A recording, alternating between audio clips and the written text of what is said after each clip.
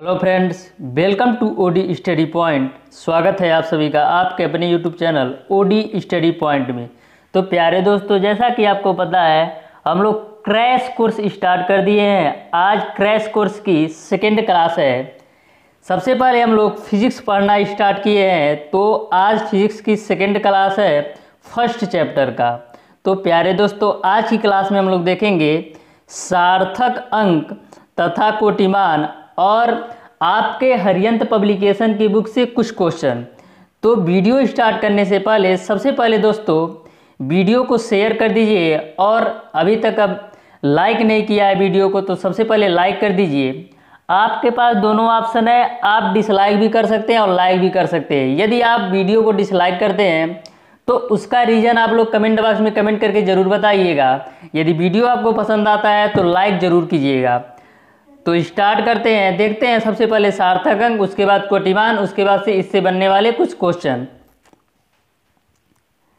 तो सार्थक अंक, सबसे पहला पॉइंट जो होता है सार्थक अंक में कि सार्थक अंक में प्यारे दोस्तों 10 की घात का या यह कह सकते हैं कि 10 की घातों के रूप में कोई भी वैल्यू हो उसका कोई भी मतलब नहीं होता। जैसे अगर लिख दिया जाए 3.25 गुणे 10 पे पावर 25, तो इसमें अगर सार्थक अंकों की संख्या पूछी जाए तो कितनी होगी? केवल और केवल 3 होगी। इस तरीके से जो सार्थक अंक होता है उसमें 10 की घात का कोई वैल्यू नहीं होता है, कोई मतलब नहीं होता है। उसी तरह नेक्स्ट एग्जाम्पल और लेते हैं। अगर पूछ लिया जाए कि 2.5 गुणे 10 पे पावर 8 में सार्थक अंकों की संख्या कितनी है, तो सार्थक अंकों की संख्या केवल और केवल 2 होगी, क्योंकि 10 का जो घात होता है इसकी कोई वैल्यू नहीं होती है, कोई मतलब नहीं होता है। नेक्स्ट पॉइंट आपका है कि जो सार्थक अंक होता है, यदि जीरो की संख्या, यदि आपका शून्य 2 अंकों के बीच आता है तो उसको भी हम सार्थक अंकों में काउंट करते हैं। जैसे यदि इस प्रकार से लिख दिया जाए कि 7.005, इसमें पूछा जाए सार्थक अंकों की संख्या कितनी है, तो इसमें सार्थक अंकों की संख्या 4 होगी। क्यों? क्योंकि सार्थक अंकों की संख्या काउंट करते समय यदि आपका जो शून्य है वह 2 अंकों के बीच आए तो उसको भी हम सार्थक अंकों में काउंट करते हैं। इस तरीके से 7.005 में सार्थक अंकों की संख्या हो गई 4। उसी प्रकार से यदि 7005 लिख दिया जाए, इसमें भी 4 होगा। उसी प्रकार से यदि 0.7005 लिख दिया जाए तो इसमें भी सार्थक अंकों की संख्या 4 ही होगी। इसी प्रकार से यदि इस प्रकार से लिख दिया जाए 0.002565, तो इसमें भी आपके सार्थक अंकों की संख्या 4 ही होगी। तो ये भी पॉइंट आपको समझ में आ गया होगा। नेक्स्ट पॉइंट ये आपका है, यदि आपका दशमलव के रूप में कुछ दिया हो इस प्रकार से, जैसे लिख दिया जाए 0.0025, इसमें पूछा जाए सार्थक अंकों की संख्या कितनी होगी, तो इसमें प्यारे दोस्तों सार्थक अंकों की संख्या केवल और केवल 2 होगी। लेकिन यदि यहाँ पर ऐसे दे दिया जाए 0.00250, तो सार्थक अंकों की संख्या 3 होगी। क्यों? क्योंकि नंबर से पहले जो आपके जीरो आते हैं इसको सार्थक अंक में नहीं काउंट करते हैं, लेकिन यदि नंबर के बाद जीरो आ गया तो इसको आपको सार्थक अंक में काउंट करना है। इस तरीके से आपको सार्थक अंक समझ में आ गया होगा। नेक्स्ट देखते हैं, एक पॉइंट और देख लीजिए सार्थक अंक में। यदि प्यारे दोस्तों यल की वैल्यू आपका दे दिया रहे, यल की वैल्यू आपका दे दिया रहे 1.5 और बी की वैल्यू प्यारे दोस्तों दे दिया रहा है 1.25 और आपका एच की वैल्यू दे दिया रहा है आपका 2.25 और बालूम का सार्थक अंक पूछा जाए तो बालूम बराबर क्या होता है? लंबाई गुणे चौड़ाई गुणे ऊंचाई। तो तीनों का मल्टीप्लाई कर देते तो आपका हो जाएगा 1.5 गुणे 1.25 गुणे आपका हो जाएगा 2.25। इन तीनों का आपस में मल्टीप्लाई करेंगे तो आपको मिलेगा कुछ वैल्यू। तो मान लीजिए मल्टीप्लाई करते हैं तीनों का आपस में, तो कितना आपका होगा? 2 एकम 2 1, 2 एकम 2 और 1 एकम 1, मतलब 2 पॉइंट कुछ आएगा। तो मेन पर्पज हमारा ये है कि इसमें सार्थक अंक कितना हो जाएगा। तो प्यारे दोस्तों, यदि आपके बालूम का मान इस प्रकार से आ जाता है कि 2.256, तो पूछा जाए सार्थक अंक क्या होगा, तो ध्यान में रखिएगा जो आपकी लंबाई दी गई है, चौड़ाई दी गई है और ऊंचाई दी गई है, तो आप देखेंगे लंबाई के सार्थक अंकों की संख्या कितनी है 2, चौड़ाई के कितनी है 3 और ऊंचाई कितनी है 3। तो सार्थक वॉल्यूम का सार्थक अंक कितना होगा, केवल और केवल 2 होगा, क्योंकि जो डायमेंशन आपका दिया होता है, जो भुजाएं दी होती है, लंबाई चौड़ाई ऊंचाई, जो सबसे कम जिसका सार्थक अंक होता है वही वॉल्यूम का सार्थक अंक आपको लेना रहता है। कहने का सेंस ये है, एक एग्जांपल और मैं आपको बता देता हूं, यदि आपके लंबाई का मान दे दिया रहे 1.5 और आपके चौड़ाई का मान दे दिया रहा है 1.25, ओके, तो यहाँ पर यदि आपसे एरिया पूछे तो क्या करते हैं, लंबाई गुणे चौड़ाई, यानी 1.5 गुणे आपका हो जाएगा 1.25। तो दशमलव आप कैसे लगाते हैं, मल्टीप्लाई करते समय दशमलव कैसे लगाते हैं, काउंट कर लेते हैं, 1 दशमलव यहाँ पर है और 2 दशमलव यहाँ पर है, यानी 3 दशमलव पर हमारा लगेगा। तो 3 दशमलव पर हमारा लगेगा, ये 3 वैल्यू मान लीजिए कुछ है और यहाँ पर कुछ आएगा। तो पूछा जाए कि एरिया का सार्थक अंक क्या होगा, तो एरिया का सार्थक अंक क्या होगा, एरिया का सार्थक अंक केवल और केवल 2 ही होगा। बेशक आपका जो आंसर है यह सार्थक अंकों की संख्या 4 शो कर रहा है, लेकिन आपका जो एरिया का सार्थक अंक लेना है केवल और केवल 2 लेना है, क्योंकि जो एरिया का सार्थक अंक होगा वो लंबाई चौड़ाई ऊंचाई पर डिपेंड करता है, जिसका सार्थक अंक सबसे कम होगा वही वैल्यू लेते हैं। तो इसमें सार्थक अंक सबसे कम किसका है, लंबाई का 2 सार्थक अंक है और चौड़ाई का 3, तो सबसे कम सार्थक अंक किसका है, लंबाई का। तो इस तरीके से जो एरिया का आपका सार्थक अंक होगा वो 2 होगा। इस तरीके से प्यारे दोस्तों आपको सार्थक अंक समझ में आ गया होगा। नेक्स्ट देखते हैं कोटिमान। कोटिमान में आपको सबसे पहले ध्यान में रखना है √10 की वैल्यू। तो √10 की वैल्यू क्या होती है, 3.16। इसको याद करने की जरूरत इसलिए है क्योंकि जो √10 होता है, यदि कोई भी वैल्यू आपका 3.16 के ऊपर है तो उसको भी हम 10 पे पावर 1 ऐड कर लेते हैं। जैसे यदि दे दिया रहे कि 4.2 गुणे 10 पे पावर 3 में कोटिमान बताइए, तो क्या बताएंगे आप, सबसे पहले आपको 3.16 को 4.2 से कंपेयर करेंगे, तो आप देख रहे हैं कि जो 4.2 है वह 3.16 से बड़ा है, यानी 10 पे पावर 1 घात हमको ऑलरेडी मिल गया। क्यों, क्योंकि जो आपका 4.2 है वो 3.16 से अधिक है। तो इस कंडीशन में यदि आपका दी गई वैल्यू 3.16 से अधिक है तो 10 पे पावर 1 हम लेंगे, और 10 पे पावर 3 ऑलरेडी है, तो 10 पे पावर 3 और 10 पे पावर 1 कितना हो जाएगा, 10 पे पावर 4। तो 10 पे पावर 4 में सार्थक कोटिमान कितना होगा, 4। तो इस तरीके से आपको ध्यान में रखना है, यदि कोई भी वैल्यू आपकी दी रहे और उसमें उस वैल्यू का मान 3.16 से अधिक है तो 10 पे पावर 1 आपको एक्स्ट्रा ऐड कर लेना है। उसी प्रकार से नेक्स्ट एग्जांपल और देखते हैं। जैसे पूछ लिया जाए कि 10⁶ का कोटिमान कितना होगा, तो केवल और केवल 6, क्योंकि हम जो 10 का पावर होता है वही आपका कोटिमान होता है। एक एग्जांपल और ले लेते हैं। जैसे पूछ लिया जाए कि 3.25 गुणे 10⁻18 में सार्थक अंकों की संख्या बताइए, तो जो आपका 3.25 है ये आप देखिए कि 3.16 से अधिक है या कम। तो यहाँ पर आप देख रहे हैं कि जो 3.25 है यह 3.16 से अधिक है, तो क्या करेंगे, 10 पे पावर 18 आपका है ही और उसमें गुणे कर लेंगे, क्योंकि यह 3.16 से आपका 3.25 अधिक है, तो 10 पावर 1 और ऐड कर लेंगे तो कितना हो जाएगा, 10 पे पावर 19। तो सार्थक अंकों की कितना संख्या हो जाएगी, 19। तो इस तरीके से आपको सार्थक अंक समझ में आ गया होगा। अब देखते हैं कुछ क्वेश्चन आपके हरियंत पब्लिकेशन की बुक से। पहला क्वेश्चन आपका है, बालू के कण की त्रिज्या 1.6 गुणे 10 पे पावर -4 मीटर है, इस कण की त्रिज्या एंगस्ट्राम में होगी। तो सबसे पहले आपको पता होना चाहिए कि 1 एंगस्ट्राम बराबर कितना होता है। तो 1 एंगस्ट्राम बराबर प्यारे दोस्तों आपका होता है 10 पे पावर -10 मीटर। आपको इसकी वैल्यू आपको मीटर में दिया है और एंगस्ट्राम में बताना है। तो सबसे पहले आप 1 मीटर बराबर निकाल लीजिए। तो 1 मीटर बराबर कितना हो जाएगा, 10 पे पावर 10 एंगस्ट्राम। क्यों, क्योंकि 10 पे पावर -10 आपका जब लेफ्ट साइड आएगा तो प्लस में हो जाएगा। आपसे पूछा जा रहा है इतने मीटर कितने एंगस्ट्रॉम के बराबर होगा, तो इसी में आप मल्टीप्लाई कर दीजिए। तो 1.6 गुणे 10 पे पावर माइनस क्या 4 से आप मल्टीप्लाई कर दीजिए, तो कितनी आपकी वैल्यू आएगी?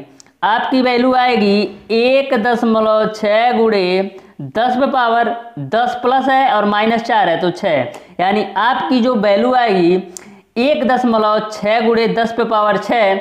इस तरीके से आपका ऑप्शन नंबर ए सही हो जाएगा। लेते हैं नेक्स्ट क्वेश्चन।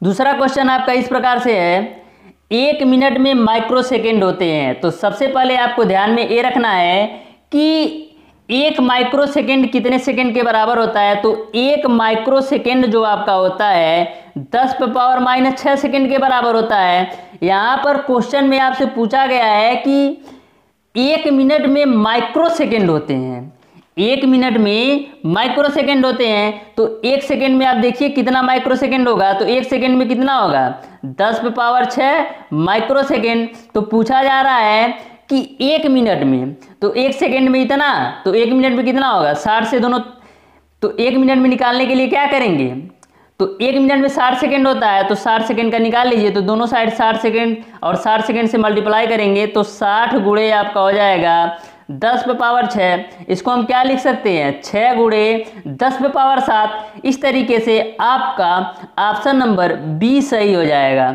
नेक्स्ट क्वेश्चन है आपका, एक जीवाणु का आकार 1 माइक्रोन है, 1 मीटर लंबाई में जीवाणुओं की संख्या आपको बताना है।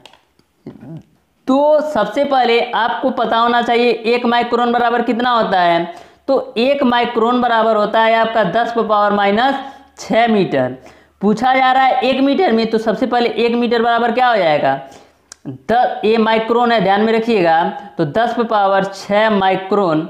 इस तरीके से आपका ऑप्शन नंबर डी सही हो जाएगा। यहाँ पर 1 माइक्रोन बराबर 10 पे माइनस 6 होता है, लेकिन जो आपसे वैल्यू पूछी गई है मीटर में 1 मीटर की, तो 10 पे पावर माइनस 6 को इधर करेंगे तो 1 मीटर में 10 पे पावर 6 माइक्रोन होगा। इस तरीके से आपका ऑप्शन नंबर डी सही हो जाएगा। नेक्स्ट क्वेश्चन है आपका, हाइड्रोजन परमाणु में इलेक्ट्रॉन नाभिक के चारों ओर 10 पे पावर माइनस 6 नैनो सेकेंड में एक चक्कर लगाता है।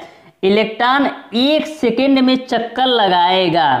तो सबसे पहले आपको पता होना चाहिए कि 1 नैनो सेकेंड बराबर आपका क्या होता है 10 पे पावर माइनस का 9 सेकेंड होता है। ओके, 1 नैनो सेकेंड बराबर 10 पे पावर माइनस 6 सेकेंड होता है। तो पूछा जा रहा है 10 पे पावर माइनस 6 नैनो सेकेंड। ध्यान में रखिएगा 10 पे पावर माइनस 6 नैनो सेकेंड से पूछा जा रहा है। तो 10 पे पावर माइनस का 6 नैनो सेकेंड बराबर क्या होगा, दोनों साइड मैंने 10 पे पावर माइनस 6 से गुणा कर दिया। तो ए आपका 10 पे पावर माइनस 9 था, इसमें 10 पे पावर माइनस 6 से गुणा करेंगे तो 10 पे पावर माइनस 15 सेकेंड हो जाएगा। आपसे पूछा जा रहा है 1 सेकेंड में, तो 1 सेकेंड बराबर कितना हो जाएगा 10 पे पावर माइनस 15 इधर आएगा, तो आपकी फाइनली वैल्यू कितनी आ जाएगी 10 पे पावर 15 सेकेंड। इस तरीके से आपका ऑप्शन नंबर सी सही हो जाएगा। नेक्स्ट क्वेश्चन है आपका, किसी तारे से पृथ्वी तक प्रकाश के आने में 5 वर्ष लगते हैं, तारे को पृथ्वी से दूरी किलोमीटर में होगी। तो सबसे पहले प्रकाश को आने में, तो प्रकाश की चाल सबसे पहले पता होना चाहिए। तो प्रकाश की चाल आपका होता है 3 गुणे 10 पे पावर 8 मीटर पर सेकेंड। आपसे पूछी जा रही है दूरी, तो दूरी बराबर क्या होता है चाल गुणे समय। चाल का मान आपका है 3 गुणे 10 पे पावर 8 और समय की बात करते हैं 5 वर्ष दिया है तो 5 हो गया। अब वर्ष को आपको सेकेंड तक ले जाना है, तो एक वर्ष में कितने दिन होते हैं 365। फिर एक दिन में कितने घंटे होते हैं 24 घंटा। फिर एक घंटे में कितने मिनट होते हैं 60 मिनट। फिर मिनट को भी सेकेंड में चेंज करना है, तो मिनट को सेकेंड में चेंज करने के लिए 60 से मल्टीप्लाई करेंगे। तो इस तरीके से फाइनली आपका आंसर जो होगा 4.73 गुणे 10 टू द पावर 13 आएगा। इस तरीके से आपका ऑप्शन नंबर सी सही हो जाएगा। मैंने आपको कॉन्सेप्ट बता दिया है कि कैसे क्वेश्चन को सॉल्व करना है। नेक्स्ट क्वेश्चन है आपका, 1 माइक्रोन में एंगस्ट्रॉम की संख्या होती है। 1 माइक्रोन में आपसे एंगस्ट्रॉम की संख्या होती है, तो तो सबसे पहले 1 माइक्रोन बराबर कितना होता है? 10⁻⁻6 मीटर। 1 माइक्रोन बराबर होता है 10⁻6 मीटर। तो सबसे पहले एंगस्ट्राम की संख्या पूछी जा रही है, तो 1 एंगस्ट्राम बराबर कितना होता है? 10⁻⁻10 मीटर। आपसे पूछा जा रहा है कि 1 माइक्रोन में एंगस्ट्राम की संख्या होती है, तो यहाँ से आप 1 मीटर निकालिए। यहाँ से तो 1 मीटर निकालेंगे तो 10⁻6 होगा। इसको आपको चेंज करना है, 10⁻6 मीटर है, इसको आपको चेंज करना है एंगस्ट्राम में। 10⁻6 है, इसको एंगस्ट्राम में चेंज करना है, तो आपको क्या करना पड़ेगा? यहाँ से आप 1 मीटर की वैल्यू निकाल लीजिए एंगस्ट्राम में, तो 10⁻10 होगा। तो 10⁻6 में 10⁻+10 से गुणा करेंगे तो आपको मिलेगा 10⁻4। इस तरीके से आपका ऑप्शन नंबर ए सही हो जाएगा। इस क्वेश्चन को एक बार और ध्यान में रखिएगा।